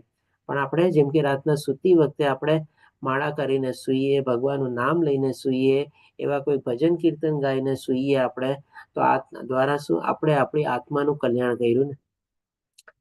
તો એકચ્યુઅલી આ કહેવાનું એ તાત્પર્ય શું છે, જેમ ભગવાન કહે છે ને કે 3 દ્વારોથી બચી ગયેલો છે, તો આપણે પણ આપણી આત્માને છે ને આવી રીતે કામ, ક્રોધ અને લોભના જે 3 દ્વાર જે છે એ 3 દ્વારને આપણે હંમેશ માટે બંધ કરી દેવાના છે તાળા ચાવીથી. અને ચાવી એવી જગ્યાએ ફેંકી દેવાની છે કે જ્યારે કોઈ દી મળે જ નહીં તમારે. તો જ આપણે આપણી અંદર રહેલી આત્માને આપણે સુરક્ષા પ્રાપ્ત કરાવી શકશું. જ્યાં સુધી આપણે આ 3 દરવાજા બંધ નહીં કરીએ ત્યાં સુધી બાહ્ય રીતે, ભૌતિક રીતે જેટલી બી આપણે સિક્યુરિટી આપણે અજમાવશું એ ખાલી આપણા શરીર અને માલધાન સંપત્તિ માટે જ છે, આપણા આત્માના કલ્યાણ માટે નથી. એટલા માટે ભગવાન કહે છે કે આનાથી આપણે પહેલા એની સુરક્ષા કરવાની છે. અને એ સુરક્ષા કરીને આપણે આસ્તે આસ્તે આસ્તે આત્મ સાક્ષાત્કાર અને પરમ ગતિ પ્રત્યે આગળ વધવાનું છે. અહીંયા કલ્યાણકારી કાર્ય કરવાનો મતલબ શું? ભગવાનની ભક્તિવાળા કાર્યોમાં આપણે પ્રવૃત્ત થવાનું છે. કલ્યાણકારી કાર્યો એટલે પરોપકારી કાર્ય માટે આપણે નથી મિનિંગ લેવાનો. એ તો કરતા શું કરવાના છે તમારે. પણ જેમ અહીંયા આત્માની સૌથી પહેલા રક્ષણ કરીને આપણે એના આત્માના કલ્યાણ માટે કાર્યમાં આપણે પ્રવૃત્ત થવાનું છે. અને આત્માનું કલ્યાણ અત્યારે આપણે ત્યારે જ કરી શકીએ, જેમ આપણે જાણી ગયા છે ને કે આ કલયુગમાં આત્માનો ખોરાક શું છે અત્યારે, તો કે ભાઈ હરે કૃષ્ણ મહામંત્ર. એમાં આપણે જેટલા પ્રવૃત્ત થશું, આપણે એ કાર્યમાં આપણે જેટલા સરસ નિપુણતાથી કરશું, એમ ક્રમશ આપણી પરમ ગતિ થશે અથવા તો ભગવાનના ધામ સુધી આપણને પહોંચવામાં એ જ આપણને મદદ કરશે. પછી ભગવાન આપણને 23મા શ્લોકમાં કહે છે કે જે મનુષ્ય શાસ્ત્રોના આદેશોની અવહેલના કરે છે અને પોતાની ધૂનમાં આવે તે મનસ્વી વર્તન કરે છે, તે નથી સિદ્ધિ પામતો, નથી સુખ પામતો કે નથી પરમ ગતિ પામતો. અહીંયા ભગવાન હવે શાસ્ત્રોનું નામ લે છે. આના ઉપરથી હવે અર્જુનનો પ્રશ્ન ઉભો થશે. ભગવાન અહીંયા આપણને એન્ડ રિઝલ્ટ કહી દીધું કે આપણા જે શાસ્ત્રો જે છે એની જો આપણે અવહેલના કરીએ, એમાં માનીએ નહીં, એમાં વિશ્વાસ ન ધરાવીએ, અથવા તો એમાં જે જ્ઞાન પ્રાપ્ત કરવાનું કહેવામાં આવેલું છે પ્રાપ્ત કરવાની કોશિશ ન કરીએ, અને આપણે આપણા મનમાં આવે તેમ વર્તન કરીએ, તો ડેફિનેટલી આપણને નથી કોઈ સિદ્ધિ મળતી, નથી કોઈ આપણને કોઈ સુખ મળતું, કે નથી આપણને પરમ ગતિ આપણી પ્રાપ્ત થતી. એટલે કે સિદ્ધિ એટલે કે ભૌતિક સફળતા આપણને પ્રાપ્ત થઈ જાય કદાચ, પણ જે સાચી મનુષ્ય જીવનના પ્રતિ જે સફળતા જે છે, ભગવાનનું ધામ પ્રાપ્ત કરવાની, એ સિદ્ધિ નથી મળતી. એ સફળતામાં આપણે આગળ નથી વધી શકતા. અને અહીંયા તો દુઃખાલયમાં શાશ્વતમ જ છે. તો અહીંયા તો આપણને કોઈ સુખ મળવાનું જ નથી જ્યાં સુધી આપણે આધ્યાત્મિક જ્ઞાનમાં આપણે પ્રવૃત્ત નહીં થઈએ ત્યાં સુધી. અને જો ખાલી ભૌતિક જ્ઞાન પ્રાપ્ત કરીને ઇન્દ્રિય તૃપ્તિ અને શરીર સુખમાં પ્રવૃત્ત થયેલા રહેશું, તો આપણને કોઈ જાતનું સુખ અહીંયા મળવાનું જ નથી. અને પરમ ગતિ એટલે કે આપણા મનુષ્ય જીવનનું લક્ષ્ય છે કે ભાઈ ભગવાનના ધામમાં જવું. આપણે ભગવાનથી વિખૂટી પડેલી આત્મા છીએ, આપણે આપણા ઘરે જવાનું છે. જે ભગવાને 15મા અધ્યાયમાં બતાવ્યું ને, વિરક્તિના શસ્ત્ર વડે કાપીને આપણે એવા સ્થાનની શોધ કરવાની છે કે જ્યાંથી ગયા પછી આપણે પાછું આવવું ન પડે. તો આપણું સાચું ધામ ઈચ્છે, સાચું ઘર આપણું ઈચ્છે, એ જ આપણી પરમ ગતિ છે. તો આ રીતે ભગવાને જે બતાવ્યું આ શાસ્ત્રના સંદર્ભમાં, આમાંથી અર્જુનનો પ્રશ્ન આવતીકાલે આવશે અને એના સંદર્ભમાં ભગવાન આપણને શ્રદ્ધાત્રય વિભાગ યોગમાં બતાવશે. આપણી શ્રદ્ધા પણ 3 પ્રકારની હોય છે ને કેવી રીતે વિકસે છે આપણને બતાવશે. હવે પછી અહીંયા ભગવાન આપણને છેલ્લા શ્લોકમાં કહે છે કે તેથી મનુષ્ય શાસ્ત્રોના નિયમનો પરથી સમજવું જોઈએ કે શું કર્તવ્ય છે અને શું કર્તવ્ય નથી. તમે જો 7મા શ્લોકમાં ભગવાને આપણને શું કીધું હતું? અસુરી લોકો કેવા કાર્યમાં પ્રવૃત્ત થયા છે કે એ લોકો નથી જાણતા કે શું કરવું કે શું ન કરવું. તો આપણે શું કરવું જોઈએ અથવા શું ન કરવું જોઈએ આનું જ્ઞાન આપણને ક્યાંથી મળે છે? તો કે ભાઈ આપણા શાસ્ત્રમાંથી જ મળે છે ને. શાસ્ત્રમાં બધા નિયમો ને બધું આપણને આપવામાં આવેલું છે, એના દ્વારા જ આપણે જ્ઞાન પ્રાપ્ત કરી શકીએ છીએ. આજે ભગવદ્ ગીતા પણ આપણા શાસ્ત્રનો જ એક ભાગ છે. ભગવદ્ ગીતામાં જ આપણને કર્મયોગ, જ્ઞાન યોગ, ભક્તિ યોગ બધાનું જ્ઞાન આપવામાં આવેલું છે. ભક્તિ યોગના સંદર્ભમાં કેટલા 6 લેવલ છે એ આપણને બતાવવામાં આવેલું છે. કેટલા બધા કર્મ કેવી રીતે કરવું એ ભગવાને આપણને બતાવેલું છે. જ્ઞાન કેવી રીતે પ્રાપ્ત કરવું એ આપણને બતાવેલું છે. જ્ઞાનનો ઉપયોગ કેવી રીતે કરવો એ ભગવાને આપણને બતાવેલું છે. આપણા મનુષ્ય તરીકે ભગવાન સાથેનો આપણો સંબંધ શું છે એ ભગવાને આપણને બતાવેલું છે. આ બધા શાસ્ત્રોમાં નિયમો બતાવેલા છે, એટલે જ એના દ્વારા આપણે સમજી શકીએ છીએ કે ભાઈ આપણે શું કરવું ને શું ન કરવું. અને આવા નિયમો અને નિયંત્રણો જાણીને, આમાં નિયમો પણ છે, અમુક નિયમો આપણે પાળવાના હોય છે અને અમુક નિયંત્રણો એટલે કે ભાઈ શું છે, જે ચીજ ન કરવી જોઈએ અથવા તો પાબંદી, અથવા તો આપણે એનાથી આપણે વંચિત રહેવું જોઈએ, દૂર રહેવું જોઈએ, એ પણ ચીજ એમાં બતાવવામાં આવેલી છે શાસ્ત્રોમાં. એટલે કે નિયમો અને નિયંત્રણો જાણીને મનુષ્ય એવી રીતે કર્મ કરવું જોઈએ કે જેથી તે ક્રમે ક્રમે ઉન્નતિ પામે. જરૂરી નથી એક મનુષ્ય જીવનમાં આપણને પરમ ગતિ મળી બી જાય, પણ જો આપણે એવી રીતે કર્મ કર્યા હશું તો એટલીસ્ટ આપણી ઉચ્ચતર ગતિ તો થશે. આપણે ઉચ્ચતર લોકમાં જાશું અથવા આપણે આધ્યાત્મિક માર્ગમાં આપણે આ પ્રવૃત્ત થશું, એવા કુટુંબમાં આપણો જન્મ થશે અથવા તો એવા પરિવારમાં જન્મ થશે કે જેમાં આપણને નાનપણથી આ સંસ્કાર મળશે, જ્ઞાન મળશે અને એવા આપણે એમાં પ્રવૃત્ત થશું ભગવાનને પ્રાપ્ત કરવા વિશેના લક્ષ્યમાં આપણે. એટલે કે આપણી પ્રગતિ તો થશે જ ડેફિનેટલી. આ રીતે ભગવાન કહે છે કે ભાઈ આપણે શાસ્ત્રને આપણે કેવી રીતે પાલન કરવું જોઈએ. અને એક રીતે આના સંદર્ભમાં જોઈએ તો શાસ્ત્રો છે ને આપણને 4 રીતે આપણને મદદ કરે છે. સૌથી પહેલા તો શું છે, શાસ્ત્રો એક જાતનો નકશો છે.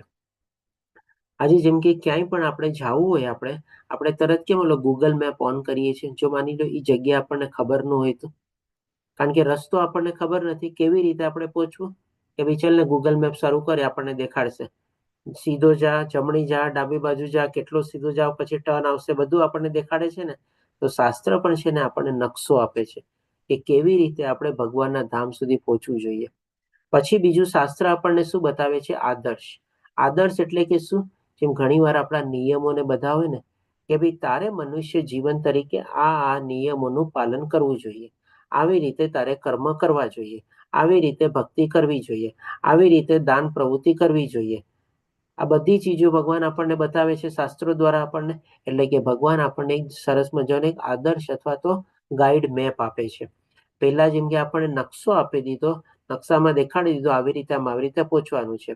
હવે આપણે આદર્શ એટલે કે માની લો આપણે એ રસ્તા ઉપર જતા હોઈએ ત્યારે રસ્તામાં બધા ડાયરેક્શન હોય ને કે ભાઈ આ રીતે તમે ફોલો કરો, આ હાઈવે છે, આટલા કિલોમીટરની તમે સ્પીડે આગળ વધો, અહીંયાથી રાઈટ ટર્ન નથી, અહીંયાથી લેફ્ટ ટર્ન નથી, બધા એવા ડાયરેક્શન આપણને રસ્તા ઉપર બી મળેલા હોય. તો એને પણ આપણે ડ્રાઇવિંગ કરતી વખતે ફોલો કરીએ છીએ ને. તો આપણને એકવાર રસ્તો તો ખબર પડી ગઈ, હવે રસ્તો પણ કેમ જાતો એને પણ આપણે ફોલો કરીએ છીએ. એ આપણો આદર્શ છે તમારે. બીજું આપણને શાસ્ત્ર છે ને અરીસો દેખાડે છે. અરીસો કેવી રીતે આપણને દેખાડે છે કે જ્યારે આવી રીતે આપણે એમાં આગળ વધતા હોઈએ ત્યારે આપણે ક્યાંક અટકાતા હોઈએ, ક્યાંક આપણી ભૂલ થતી હોય તમારે, અથવા તો કંઈક અવરોધ આવતા હોય આપણને, તો તરત આપણને એ અરીસો દેખાડીને આપણને માર્ગદર્શન બી આપે છે કે જો આ રીતે તે તારે ભૂલ કરેલી હતી, હવે આ ભૂલ તારે નથી કરવાની, આ તે ખોટું કરેલું હતું, આમ નથી કરવાનું અને આવી રીતે કરવાનું છે. એવી રીતે આપણે પોતાને એને આપણે કહીએ ને કે આપણું માપદંડ આપણને દેખાડે છે શાસ્ત્ર. બીજું ચોથી રીતે શું છે, શાસ્ત્ર આપણને શક્તિ આપે છે. શાસ્ત્ર કેવી રીતે આપણને શક્તિ આપે છે? કારણ કે જો આ જ્ઞાન જ્યારે આપણે આધ્યાત્મિક જ્ઞાન પ્રાપ્ત કરેલું હશે તો એ શક્તિ આપણને સૌથી પહેલી શક્તિ છે ને ત્રિગુણી માયાની સામે લડવાની શક્તિ આપશે. કે ભાઈ આ ત્રિગુણી માયાની સામે આપણે કેવી રીતે લડવું, કેવી રીતે આપણા સતોગુણ વધારવા, કેવી રીતે આપણા રજોગુણ તમોગુણને આપણે ઓછા કરવા. આપણી સામે કોઈ એવું અસુર વ્યક્તિ આવી જાય, જેમ કે અત્યારે ભગવાને 7મા શ્લોકમાંથી 20મા શ્લોકમાં જે આટલી ડિટેલમાં અસુર લોકોની વર્ણવ્યું અને કલયુગમાં આપણને આવા અસુરો જ ઘણા બધા મળવાના છે, તો એની સામે આપણે એને કેવી રીતે ઓળખવાનું, કેવી રીતે પારખવાનું, એ પણ આપણને શાસ્ત્ર શીખવી ગયા. આપણી સામે કોઈ વ્યક્તિ આવે ને આવી રીતે વર્તન કરતો હોય, આવી રીતે બોલતો હોય, તો આવું કંઈક કર્મમાં પ્રવૃત્ત થયેલો હોય, તરત આપણે સમજી લઈને જો શાસ્ત્રમાં આમ લખેલું છે અને આ બધું એનામાં મેચ થાય છે, તો ડેફિનેટલી આ નક્કી અસુર વૃત્તિ વાળો છે. હવે આનાથી મારે થોડું દૂર રહેવું જોઈએ. આ બધી આપણને જ્ઞાન શક્તિ બી આપે છે આપણને શાસ્ત્ર. એટલે કે આ સેન્સમાં આપણે સમજી શકીએ કે શાસ્ત્ર આપણને આવી 4 રીતે આપણને મદદ કરે છે. હવે આપણે જોઈએ 16મા અધ્યાયના સારાંશ તરીકે ભગવાને આપણને શું બતાવ્યું. તો સૌથી પહેલા તો આપણને 26 દૈવી ગુણોનું વર્ણન કરે છે અને ભગવાન કહે છે કે આ દેવતુલ્ય પુરુષોમાં જોવા મળે છે. પછી દમ, ઘમંડ, અભિમાન, કઠોરતા, અજ્ઞાન અને જડતા. એ ભગવાન આપણને કહે છે કે ભાઈ ક્રોધ, કઠોરતા, અજ્ઞાન, આ ભગવાન કહે છે કે ભાઈ અસુરી લોકોના દુર્ગુણ છે. પછી ભગવાન કહે છે કે દિવ્ય ગુણો આપણને મોક્ષ તરફ લઈ જાય છે અને અસુરી ગુણો આપણને બંધનકારક છે. પછી ભગવાન આપણને કહે છે કે આ જગતમાં જન્મ પામેલા બધા પ્રકારના 2 પ્રકારના માણસો હોય છે. એક આપણને દૈવી પ્રકારના મળે છે અને એક આપણને અસુરી પ્રકારના મળે છે. પછી ભગવાન એક બહુ મહત્વનું જ્ઞાન આપણને આપે છે કે નરકના 3 દ્વાર છે, કામ, ક્રોધ અને લોભ. અને પછી ભગવાન આપણને શાસ્ત્રો વિશે બતાવે છે કે ભાઈ શાસ્ત્રોને આપણે એનું પાલન કરવું જોઈએ, એની આપણે ક્યારે અવહેલના ન કરવી જોઈએ, કારણ કે આપણા શાસ્ત્રો પણ એક ભગવાનનું જ રૂપ છે. વેદોને આપણે ભગવાન તરીકે જ માનીએ છીએ. આ રીતે આપણો અહીંયા 16મો અધ્યાય કમ્પ્લીટ થાય છે. વાંચા કલ્પતરુભ્યશ્ચ કૃપા સિંધુભ્યેવ ચ પતિતાનાં પાવનેભ્યો વૈષ્ણવેભ્યો નમો નમઃ. હરે કૃષ્ણ કૃષ્ણ કૃષ્ણ હરે હરે, હરે રામ રામ રામ હરે હરે. શિલા પ્રભુપાદ કી જય. શ્રી રાધા ગોવિંદને પ્રણામ. તો આના સંદર્ભમાં જો કોઈને કોઈ પ્રશ્ન હોય તો લઈ શકીએ છીએ આપણે. હરે કૃષ્ણ પ્રભુજી, દંડવત પ્રણામ. હરે કૃષ્ણ પ્રભુજી, દંડવત પ્રણામ. પ્રભુજી, આપણે 17મા શ્લોકમાં આવ્યું ને કે પોતાને જ શ્રેષ્ઠ માનનારા સદા ઉદ્ધત રહેતા, એટલે સદા ઉદ્ધત રહેતા મનુષ્ય એટલે કયા પ્રકારના, કેવા મનુષ્ય હોય? આજે જેમ કે જો પોતાને શ્રેષ્ઠ માનનારા, આજે આપણને ઘણા લોકો એવા મોટા માણસો હોય છે કે મોટા કયા સેન્સમાં હોય? કાં તો એની પાસે પૈસો વધારે હોય છે, કાં તો એની પાસે જ્ઞાન વધારે હોય છે, કહેવાતી બહુ મોટી મોટી ડિગ્રીઓ હોય છે, કાં તો એની પાસે હોદ્દો હોય છે, એવો કોઈ પોઝિશન, પાવર એ પોતે સંભાળતા હોય છે. તમારે આ 3 સેન્સમાં આપણે આ કલયુગમાં આપણે એ લોકોને મોટા માણસની પરિભાષામાં આવે છે. આનાથી બીજું કોઈ તમને લાગે છે કોઈ આપણે મોટું માણસ આપણે એને વર્ણવીએ છીએ? ને એટલામાં ઉદ્ધત શબ્દ સૂર્યો ને થોડો થતું. હા, એ જ હું કહું છું તમને. આપણે પેલા મોટા માણસો પોતાની જાતને જે શ્રેષ્ઠ માને છે ને એની પરિભાષા સમજી લઈએ, પછી ઉદ્ધત આપણને ઓટોમેટિકલી સમજાઈ જશે. બરાબર. તો આ 3 પ્રકારથી વધારે તમને કોઈ એવા લાગે છે કે જ્યાં કલયુગમાં પોતાને મોટા માનતા હોય? કાં પૈસો હોય, કાં જ્ઞાન હોય, કાં હોદ્દો હોય. 3 હોય. હવે 3 લોકોનું શું છે, ઘણી વાર તમે જોજો પોતાનું પૈસાનું છે ને એને ઘમંડ આવી જાય છે. બાકી લોકોને શું છે, તુચ્છ સમજે છે. આજે ઘણી વાર શું છે, એના પોતાના ઓફિસના કર્મચારીઓ હોય, ઇવન એના ઘરમાં કોઈ વાર નોકર ચાકર હોય, તમારે એની સાથેનું વર્તન કેવું હોય છે તમારે? એટલો બધો પૈસાનો ઘમંડ હોય, અથવા તો એટલી ઉદ્ધતાઈથી અને એટલી તોછડાઈથી વાતો કરતા હોય કે ભાઈ આપણે કે ને કે ભાઈ આ માણસ કેમ આવું વર્તન કરે છે. અને બીજું આપણે શું છે, જ્ઞાન હોય. જ્ઞાનના સંદર્ભમાં પણ શું છે, આજે જે કહેવાતું ભૌતિક દુનિયાનું જે થોડી ઘણી બધી ડિગ્રીઓ પ્રાપ્ત કરીને પોતાની જાતને બહુ મોટો જ્ઞાની માણસ અથવા તો પંડિત સમજી બેસે છે. તો એ જ્ઞાન એની સામે ક્યારેક કોઈક એવું આવશે ને તમારે, અરે તને આટલું ન સમજાતું, આ તો આમ ઓલાને ખબર પડી જાય, નાના છોકરાને ખબર પડી જાય, કેટલું સહેલું છે. તમારે એને સમજાવશે તો નહીં જ, પણ સૌથી પહેલા એનું અપમાન કરશે. તમારે એને તોછડાઈથી એને વર્તન કરશે અને એને કે એકદમ પછાત જેની જેમ સમજશે કે ભાઈ તું તો આવતું જ છો ને, તને કઈ ખબર જ નથી પડતી ને, એ તો કઈ જિંદગીમાં કર્યું જ નહીં ને, આમ ને તેમ કરીને. પછી જયારે એને જ્ઞાન આપવું હશે ત્યારે આપશે, ત્યારે વાત અલગ થઈ ગઈ તમારે. અને પેલા ત્રીજું તો શું હોય એને છે? પેલા પેલા એને શું છે ને એને પેલા ઇન્ફિનિટ એને એકદમ તું પાડી દેશે કન્ફ્યુઝ તમારે, પાડી દેશે તો પછાડી દેશે તમારે ટોટલી. પછાડી દેશે. અને ત્રીજું હોય છે તમારે પાવર અથવા તો કોઈ એવો હોદ્દો હોય તમારે. તો ક્યારેક જે લોકો પાસે આવો હોદ્દો આવી જાય છે ને તમારે, તો એ લોકો પાસે પણ ખુશીનો આપણે બહુ પાવર આવી જાય છે. પાવર આવી છે. અને એમાં પણ છે ને ઈ લોકો બહુ ખોટા કર્મો ને બધામાં પ્રવૃત્ત થઈ જાય છે. પ્રવૃત્ત થઈ જાય. અને એમાં પણ એની સામે જે લોકો આવે ને એને પણ એ આવી રીતે બહુ નીચા સમજતા હોય છે. તને ખબર નથી મારી પાસે શું પાવર છે, તને ખબર નથી હું તારા માટે શું કરી શકું છું. શું કરી તો પછી તું તો મારી સામે કાંઈ નથી, હું તો તને આ બધા એ લોકોના એવા વર્તન ને બધું હોય છે. વાણી તો વર્તન આવા હોય છે. વાણી. બસ તો એ રીતે ઉદ્ધત અથવા તો તોછડા અથવા તો ઉદ્વિગ્ન થયેલા હોય છે. તો તોછડાય પણ ટૂંકમાં. તોછડાય પણ. બસ સરસ હરે પ્રશ્ન કૃષ્ણ. હતો બાપુજી. હરે કૃષ્ણ. હરે કૃષ્ણ. ઓકે, ચાલો બીજા કોઈનો કોઈ પ્રશ્ન, બીજા કોઈનું કઈ શેરિંગ ડિસ્કશન?